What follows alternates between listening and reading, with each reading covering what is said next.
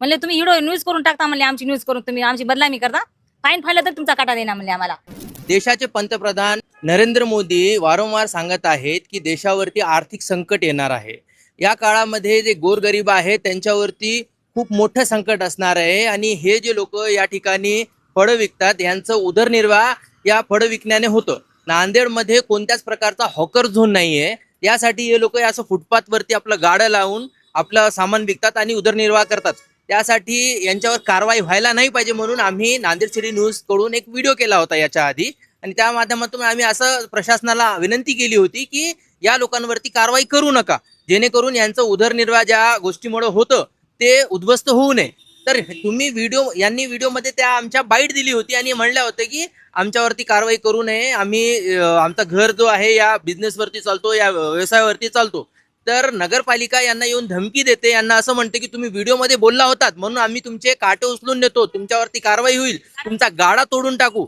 हे कितपत योग्य आहे? ही काय दडपशाही या शहरामध्ये या नांदेड जिल्ह्यामध्ये होत आहे का? यांना जर त्यांनी हॉकर झोन देत नसतील तर यांनी यांचा बिझनेस यांचा व्यवसाय कुठं करायला हवा हे त्यांनी सांगावं. आमच्यावर उलट कारवाई करतो म्हणाले. आम्ही काय चोरी करायला, आम्ही काय त्याच्या काय मर्डर करायला? नांदेडमध्ये हॉकर झोन आहे का? नाही ना, हॉकर नाहीच ना नांदेडमध्ये. विचारलं नाही, बोलू देत नाहीत ना, ते बोलूच देत नाहीत आम्हाला. व्हिडिओ करून घेतला नाही ना माझा, 25 जणांना व्हिडिओ करून घेतला.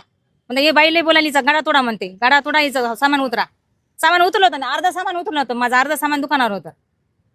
छत्री दिलीच नाही त्याच्यात. कितीचा असेल? 1,500 रुपयाचा काटा आहे. आणि छत्री 2,000ची आहे. छत्री दिलीच नाही त्याने, फाईन फाडून छत्री दिली नाही.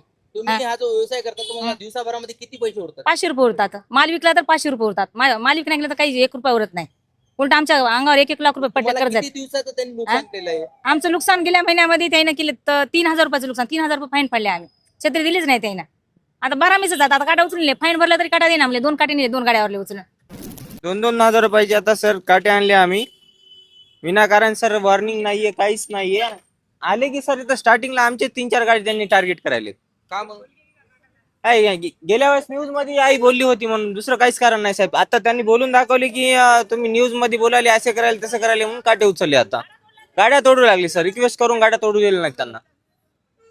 आणल्या साहेब, हे बघा 2 नवे काटे आणलेत आता. 2,000. 2,000 रुपयाचे काटे. हा काटा तुम्ही 2,000ला आणला, किती दिवस लागतील तुम्हाला हे रिकव्हरी व्हायला? रिकव्हरी व्हायला सर 4-5 दिवस लागतात. रोज 400 रुपये 500 रुपये चांगला व्यापार झाला तर 700-800 रुपये रोज उरतात साहेब. हा 2,000चा काटा तुम्हाला 2,000 रुपयाचा काटा आणला. 2,000 रुपये म्हणलं तर इथं 4,000 त्या मामूत एक म्हणलं. आता आम्ही 6,000 रुपयाची 3 काटे आणले सर.